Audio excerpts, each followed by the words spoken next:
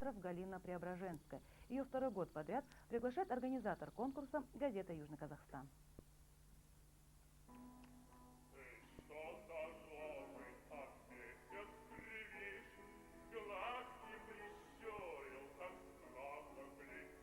Романсиада для Шымкента – событие высочайшего культурного уровня. О нем можно говорить только в превосходной степени. Прекрасные голоса и потрясающее исполнение – это настоящий праздник красоты, молодости и профессионализма. Уровень участников профессионалов был очень высокий. Это были наши коллеги. И мы не то что соревновались с ними, учились от них. Мы слушали, как это, что это, насколько было интересно. Они просто потрясены, какие у нас на юге голоса. Именно, наверное, наше солнце теплое, наша добрая земля, наши приветливые люди, они создают такую атмосферу, которая вот рождает вот такие таланты.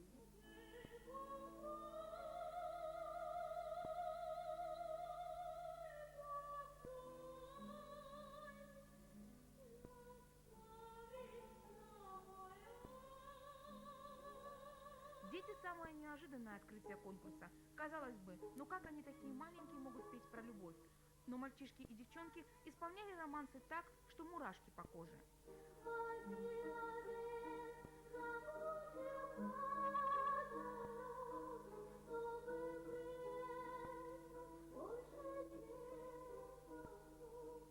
Эта ночь глубока, как повисел на коре очень.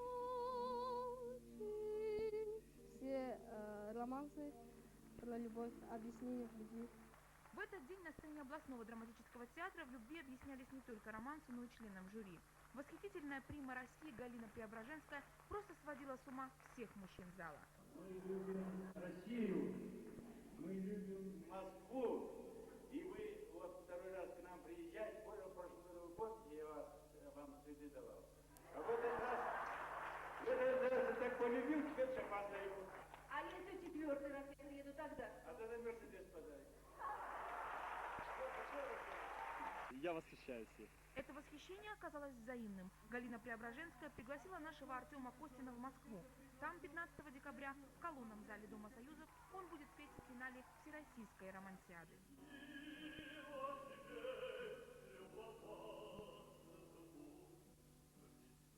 Конечно, сейчас большая ответственность на то, чтобы подготовиться к этому, чтобы выступить там тоже, представить Казахстан.